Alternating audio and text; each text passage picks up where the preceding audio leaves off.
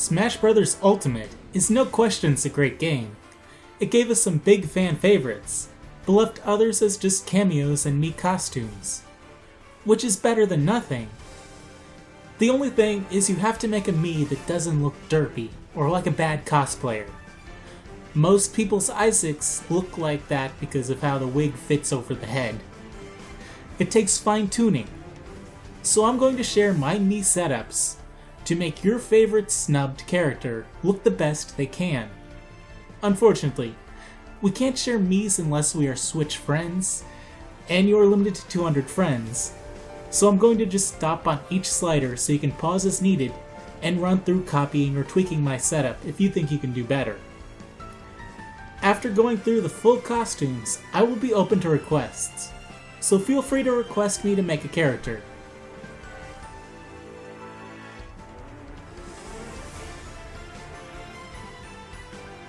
This time, we have the last of the Mii costumes.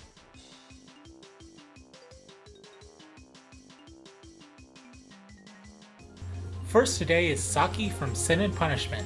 You'll need to lower the face on this Mii to have it fit with his hat.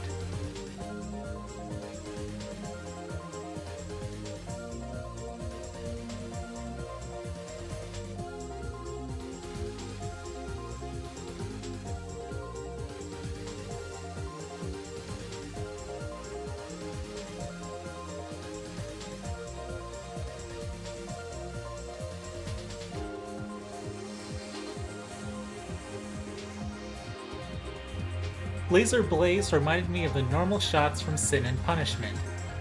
Stealth Burst reminded me of the homing charge shots from Sin and Punishment. Yes, more than the actual charge shot.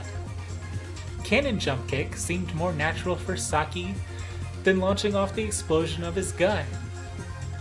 Reflecting projectiles with your sword was an element of Sin and Punishment, so Echo Reflector kind of does that. Voice 6 low seemed to match Saki better than most.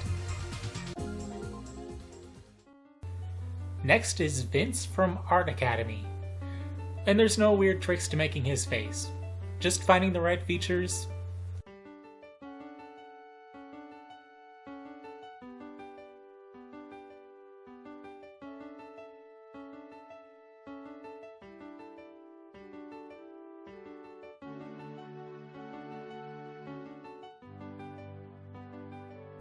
He's an artist, not a fighter, so I gave him Gale Strike. Maybe he took a class Kirby's paint roller was teaching.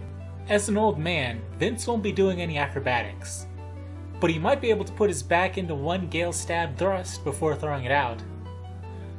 A paintbrush is a terrible weapon. About the best you could do is spin it around and throw paint at your enemies.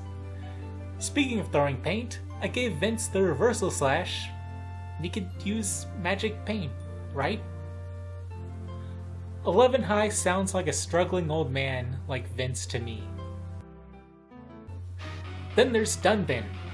You basically just make him look quite a bit like me, just with thinner eyebrows, darker skin, and a different nose.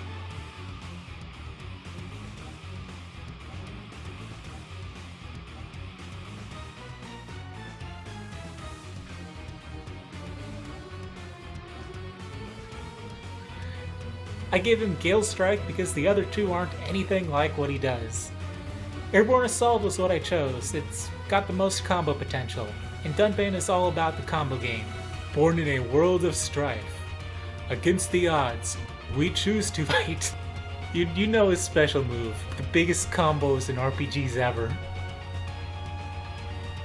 Stone Scabbard seemed a better move to give him as an anime samurai kind of party member.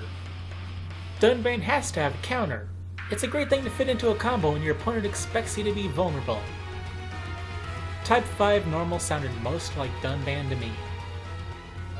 Toad is deceptive. You should just have to ditch the eyebrows, but this took a lot of finessing actually. Toads don't have exploding kicks or balls, but maybe they can mock punch. In Super Mario Bros. 2, Toad was the best at grabbing, so a suplex move should be his forte. Toads aren't super graceful or strong, so a wild helicopter kick seemed appropriate. I gave Toad Feint Jump. because they are the first to leap out of danger and become invincible. Too High was as close to that raspy toad screech I could get.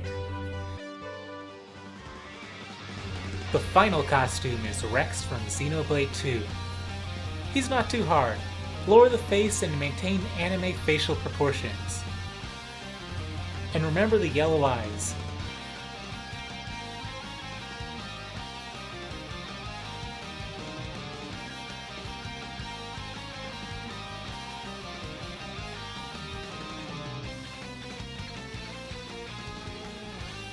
Rex has Pyra, so a fire attack like Blurring Blade seemed the best choice. Gale Stab seemed the most Xenobladey. Hero Spin reminded me of Double Spinning Edge. I guess Stone Scabbard is kind of like his level 4 special without the blade assistance. I gave him Power Thrust because he's the reliable Topple guy with his anchor shot. There's not really anything with the tonation of a British person, but 6 Low seemed kind of a similar pitch. And that's the last of the costumes that Nintendo gave us.